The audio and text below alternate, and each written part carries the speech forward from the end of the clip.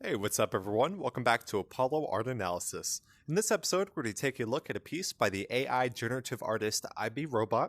And in this episode, we're going to talk a little bit about the luck of curation. We're going to talk about the incredibly intense energy of the spatial composition. Then we're also going to talk about the magical myths of the lone victor. So let's jump right into it. So whenever you first see this piece, you're likely going to be taken aback by just how wide the spatial composition here is. And this is really necessary because it needs to display this very grand scene happening here. And so with that in mind, we do see two heroes here, what appear to be wizards in the act of a duel face to face. They're kind of at point blank range and they're really kind of confronting each other, and we're right here in the midst of the action as well.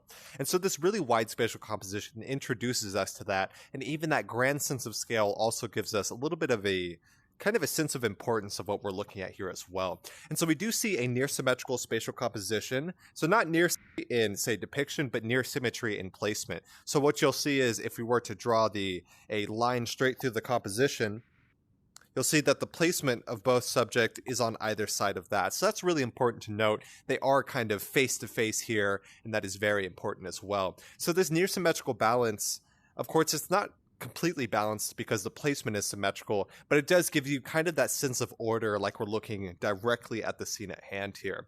And so we see, of course, like I said, in the midst of a duel here, and the title of this piece is actually En Garde, which is a French term for en garde, and it's used in the Italian/French origins of the European sport of fencing. And fencing is really interesting because you see them actually set in a very similar space here. Of course, set on either side, they're both at attention, they're both facing off in a duel, and they're both kind of using these almost saber type of weapons. Of course, they are wands, but they are extensions of the hand, just like a sword is as well. And so the en garde, this is very fitting for this scene. They're dueling face to face and they're really facing off right there. And so we also see the incredible sense of magic within this work, and there's kind of a diverse dance of iridescence, and this is almost always associated with a sense of magic, a sense of charm, and a sense of kind of divinity that's normally native to the fantasy realm or the fantasy genre of artistic depictions. And so we see that here, of course, incredibly diverse color palette. You have your kind of pink reds, you have that yellow, you have green blues, of course, ton going on in this piece. This really diverse color palette also adds that sense of energy that's always here.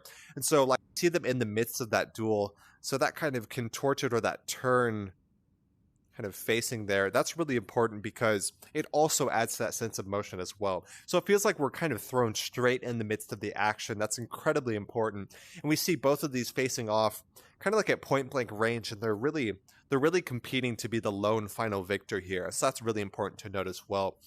Only one can remain, as they are in that duel of that 1 versus 1, which of course, quite literally we see that here, but we also see that in kind of a metaphorical significance of the en garde title. So that's really important to note as well. And so we see, of course, yet another example of the incredible power of AI generative art. So this piece, I'm not sure exactly what it was created in. From the looks of it, it does look like either Disco Diffusion or Midjourney.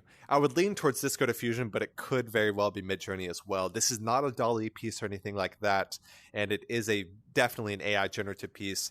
And of course, you see that kind of that painterly flow kind of around here. Of course, it's not fully defined, as it is not one of the most advanced art programs like something like DALL-E 2, but it does have, a lot of people like that stylistic flow of that painterly feel throughout the work at hand. So some people really like that. Personally, I do like that as well. It gives the piece a bit more dynamic character and a lot of life within the work as well. And so the original artist said that they actually created hundreds of editions of this original piece before finally settling on one. And so that's really important to note because just think about all the different depictions of this scene that we will never see. And so what we're left with is this incredibly curated, very refined, very kind of evolved piece of art here, because of course when you go through hundreds of iterations you have to whittle it down to something, and this is what we're left with here. So it's really a blessing to be able to see this piece. Very, very magic, very divine, very fantasy work, a lot of energy within this piece, of course a lot of motion, and of course some kind of themes of the hero and themes of the divine, or the themes of the tumultuous path of the hero, especially through something like conflict face to face here. So I think that's also important to note. And so the artist actually created this for a little kind of themed competition for this group of AI generative artists that the artist belongs to. And with that in mind, the artist is also part of a gallery called Neuralism, which is really kind of an online AI generative art gallery, and it's really, really interesting. One of the first ones I've found recently. So I think that's also important to note, of course, coming from that Neuralism art gallery.